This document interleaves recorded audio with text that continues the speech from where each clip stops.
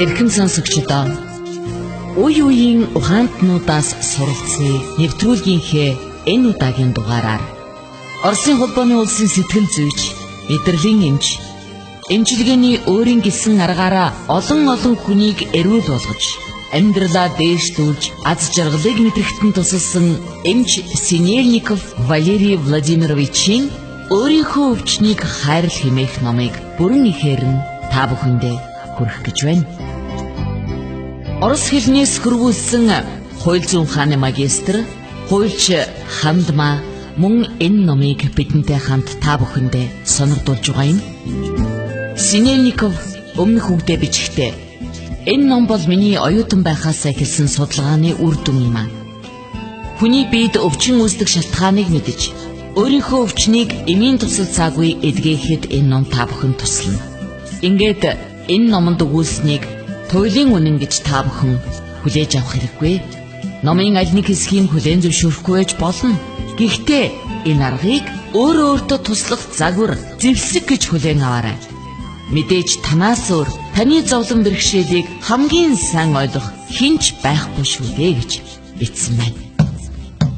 За ингээд өөрийнхөө өвчнийг хайрл хэмээх энэ номыг та бүхэн маань анхааралтай сонсож, Хандмагийн хэлснээр аз жаргалтай эрүүл амьдрах боломжоо нэмэгдүүлж, их дэлхийгээ энх тайван амар амгалан үрд оршин байлгахын төлөө амьдарцгаая.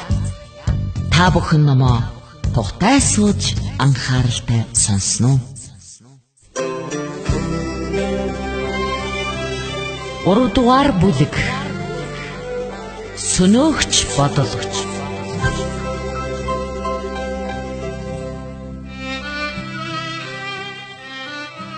Би дахин хэлье. Өвчин бол бидний бодол, энергийн гадна илэрхийлэл билээ. Бидний олонх чангаар болон дотроо хэлж байгаа үгэнд маань ямар их хүч нуугддгийг огтхонч тааварладаггүй. Бид үгийн утгыг огтхонч анхаарахгүй, толгойд орж ирснээ л хэлдэг. Юу тарьсан түүнийгээ л хураадаг гэдэг зүйр үгийг санаарай.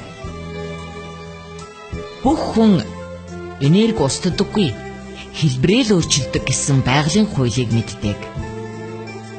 Та хэн нэгэн рүү сөнөөгч, устгагч энерги явуулна.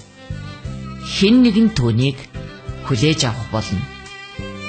Таны үзэн ядалт, уур хилэн, адилхан зүйл адилханаа л татдаг хуулиар бүр хүчтэй айдас, гуниг, сэтгэл гутрал, бүх төрлийн хямрал болон тань руу буцсан ирдэг.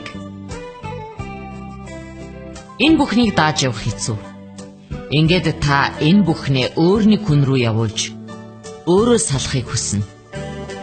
Ийхүү энэ тойрог өвчин, гэмтэл, үхлээр таслагдах хүртлээр үргэлжилнэ.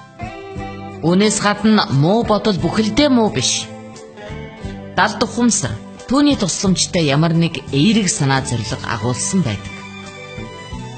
Хүнд төрдөг уур хилэн, гомдол, үзэн ядалт, хармын сэтгэл, хардалт, атаархал зэрэг нь ямар нэг эерэг зоригтой байдаг. Түүнийг хэрэгэлдэг хүмүүс номлогчоос ердөөч ялгаагүй. Иймээс муу санаатай хүн сайн санаатайгаас ямар ч ялгаагүй. Ариун хүн алуучнаас юугаараач ялгаагүй. Бурхны өмнө бүгд адилхан. Ердөөл энэ мэд хүчирхийлэгч бодлууд нь мөн чанарын хувьд устгагч бөгөөд үүнийг хэрэгжилж байгаа хүн энэ хүчнийхээ үр дагаврын хариуцлагыг хүлээх ёстой. Тэгэхээр сонголтыг та хийн үсттэй. Одоо ингээд ямар бодол, ямар өвчин үүсгдгийг үзүүлье. Аминчхан зан. Христийн шашинд бол энэ мэдрэмжийг үхлийн нүгэлд тооцдог байна. Зүгээр ч нэг ингэж тооцдоггүй. Учир нь бардам зан. Өөрийгөө чухалд тооцох нь зовлонгийн эхлэл, эдгэшгүй өвчин, үхэлд хүргэдэг аж. Бардам зам бол бүхэл хортой бодол хөөрлийн үндэс болдог. Хэн нэгэн өөрийгөө бусдын дээр юм уу? Эсвэл доор тавиад эхлэхээрээ зэвүүцэж, үзэн ядаж, элдвэр шүмжиж эхэлдэг байна. Өөрийгөө бусдаас илүү гэж бодох нь бодол үйлдэлээрээ их зан гаргах, бусдыг дорд үзэх зан авирыг бий болгодог. Өөрийгөө чухалд бодох нь өөр лүгээ чиглэсэн маш хүчтэй далд ухамсарын хүчирхийллийг төрүүлдэг байна. Энэ нь хүнийг өөрийгөө оюун ухаанаа, ертөнцөөс, бурхнаас дээр, энэ дэлхийн бүх юмнаас дээгүүрт тавьж байгаа мэдрэмж юм. Бардам хүн өөрийнхөө амьдралд тохиолдож байгаа хүсээгүй үр дагавар үлдэх тохиолдолтой эвлэрхийг огт хүсдэггүй. Тэрээр хүрээлэн байгаа ертөнцийнхөө тухай өөрийн гэсэн ойлголттой явдаг бөгөөд тэр дүгнэлтээ хамгийн зөв, үнэн гэж бодож явдаг. Тэр ч байтугай өөртөө хүрээлэн байгаа ертөнцөө хүчээр захирах гэж хүсдэг. Тиймээс түүний санаанд нийцээгүй ертөнцийн тухай бодол бүр өөрт нь хорсол, гомдол, үзэн ядалт, зэвүүцэл, атаархал, хөөрхийллийн очийг үүсгэдэг байна. Энэ нэргээд өөрийнхөө ээлжинд төрөл бүрийн өвчин, улмаар үхлийг үүсгэдэг ажээ.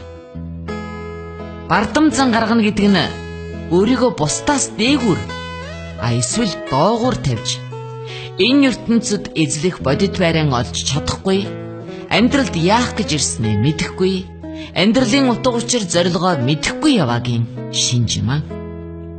Ийм хүний бодол, ийм хүний бүх энерги нь түүний шууд болон шууд усаар өөрийнхөө бодлын үнэн зөвийг нотлох гэж хүрээлэн байгаа ертөнцтэй хийх тэмцэлд өргөддөг байна. Ямар нэгээс бүх бие махбодынхоо сонирхолтой нийцэлгүй зөвхөн өөрийнхөө сонирхлын төлөө тэмцэлтнэ гэд та бодоод үзтээ. Тэгвэл иймээс бие махбодод хэрэгтэй юу? Аль нэгээс бие махбодоо ямар нэг нөхцөл зааж болох уу? Үгүй ээ. Бие махбод түүнээс салахыг тэмүүлэхгүй бол тэр нь хавдар болон хувирдаг байна. Хүний ямар ч үйлдэл эерэг зорилгыг агуулдаг гэж би дээр хэлж байсан. Бардам замч хүрээлэн байгаа ертөнцийг ойлгох, сэтгэх аргын хувьд мөн адил эерэг зорилгыг агуулдаг. Энэ нь олон унтаг агуулгатай. Тухайлбал төгс байхын төлөө зүтгэл, өөрийгөө таатай, тоглог байгаагаар мэдрэх, өөрийнхөө тухай бүх дэлхийд зарлах хүсэл юм. Үүнээс гадна өөрийгөө онцгой үнэтэй, цорын ганц хэмээн мэдрэх, өөрийнхөө зориулалтаа ойлгох, өөрийгөө болон эргэн тойрноо боловсронгүй болгох хүсэл юм. Хүн болгон энэ хорвоо зүгээр нэг амьдрдаггүй. Хүн болгоны амьдралд ямар нэг утга учир байдаг. Гэхдээ өөрийнхөө үнцнийг бусдын дээр тавьснаар далд ухамсартаа бусдын ертөнцийг устгах программыг оруулна гэсэн үг юм. Өөрөөр хэлбэл хэрвээ би бусдаас сайн, илүү юм бол бусад хүн муу, дорд гэсэн үзэл юм аа. Гэтэл жинхэнэ ёсондоо бид бүгд ижилхэн билээ. Бардам зам бол золгүй явдал, осол гэмтэл, эдгэшгүй өвчин, эцэст нь үхэл хүртэл авчирдаг өөрийгөө устгах далд ухамсарын хамгийн өндөр хүчирхийлэл юм. Сайн муу хүн гэж байдаггүй. Ердөөл хүмүүс гэж байдаг бөгөөд харин бид тэднийг ямраар гарахыг хүсэж байгаагаараа л хүлээн авдаг. Хүн өөрийгөө хэр өндөрт тавина, түүнийхээ хэрээр доошоо ундгийм. Бусдад хэр сайн харагдахыг хүснэ, түүнийхээ хэрээр бусдыг муу хэлдэг. Бардам хүн бол хаалттай хүн. Бусдыг хүлээж авахыг хүсэхгүй байгаагаараа тэд өөрсдийнхөө ертөнцийг ядуу, дорой болгодог. Эцсийн эцэст энэ нь ганцаардалд оруулж, түшиг тулах хүнгүй өтөлж насыг барахад хүргэдэг. Тиймээс бусдыг байгаагаар нь хүлээж авч, уучлж сур. Бусдыг уучласнараа жинхэнэдээ өөрийгөө уучлж байна гэсэн үг. Хүн болгон өөрийн ертөнцид амьдарч, миний гих онцгой ертөнцийг бий болгодог. Хүмүүс амьдралын элдв тохиолдлыг Сэтгэлийн хямралгүй, төрөмгийлэлгүй, харин ч сургамж гэж үзэж хүлээн авч альва тохиолдлоос эргэж дүгнэлт хийж сурвал аз жаргалтай байхсан. Бардам зангийн бас нэг илрэл нь өөрийгөө дорд үзэх, өөртөөгөө буруу харьцах, үүнээс үүдсэн хүчирхийллийг бий болгох явдал юм. Шүүмжлэх, гомдлох, сэтгэл дундуур байх. Шүүмжлэл бол бусдын талаар сөрөг санаа илэрхийлэх, ямар нэг дутуу дулмаг ямайг үнэлэн дүгнэх үйлдэл юм аа. Энэ нь бардам зангийн нэг илрэл мөн. Бусдыг үргэлж шүүмжилж харааж байдаг хүн тэр хүмүүсийг ертөнцийн тухай, ёс зүйн тухай, амьдралын тухай өөрийнхөө бодолтой нийцүүлэх гэж оролддог. Тэд өөрийнхөө бодлыг хамгийн зөв гэж үздэг. Ингэснээрээ л алдаж байгаа юм. Учир нь тэд зөвхөн өөрийнхөө ертөнцид амьдардаг гэдгээ мэддэггүй, ойлгодоггүй. Өөрийнхөө шүүмжлэлт бодлоороо тэд бусдын ертөнцийг зөвшөөрдөггүй улс. Далдах хүнсрийн болон энергийн маш нарийн түвшинд тэрээр өөр ертөнц рүү буюу өөр хүмүүс рүү довтолж байгаа. Тэрээр ойр дотныхон засаг төр өөртөө өнгөрсөндөө хувь заяанда бурханд гомдолдог. Энэ бодол нь чиглэсэн хүнээ устгахад зориулсан байна. Яг энэ үед таны далдах хүнсэрт өөрийгөө устгах хариу програм ажиллаж эхэлдгийг анхаараарай. Бусдад сэтгэл дундуур байх, гомдлох нь хүнд өвчин тусахад хүргэдэг. Бусдыг үргэлж шүүмжилж байдаг хүмүүсийн үе мөч хоолой байнга өвддөг. Үе мөчний өвчин өөрийгөө болон бусдыг үргэлж шүүмжилж, тэдэнд дандаа гомдлож, сэтгэл дундуур явдаг хүмүүст тусдаг. Ийм хүмүүс өөрсдийнхөө эргэцүүлэлд бат итгэлтэй, хувиршгүй байдаг бөгөөд бусдыг хүлээж авдаггүй юм аа.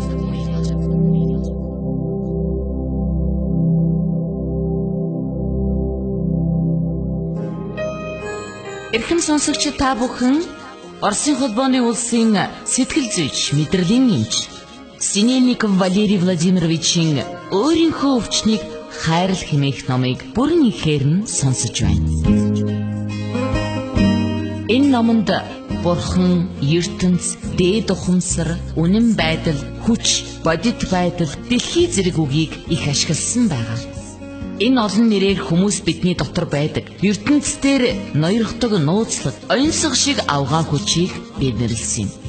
Хэрвээ та шүтлэгтэй бол Бурхан гэсэн үгийг ашиглаж болно. Харин та шашингүй үзлэр хүмүүжсэн бол хүч, энерги, үнэн байдал гэсэн үгийг хэрэглэнэ үздэй хэмээн Синельников энэ номонд өгүүлсэн байдаг юм аа. Амьдралаа эрч хүчээр, итгэл, найдвар, эрүүл мэндээр дүүргэх хүсэлтэй хэн бүхэн энэ номыг анхааралтай сонсоорой. Үргэлжлэл бий. Радио FM 107.5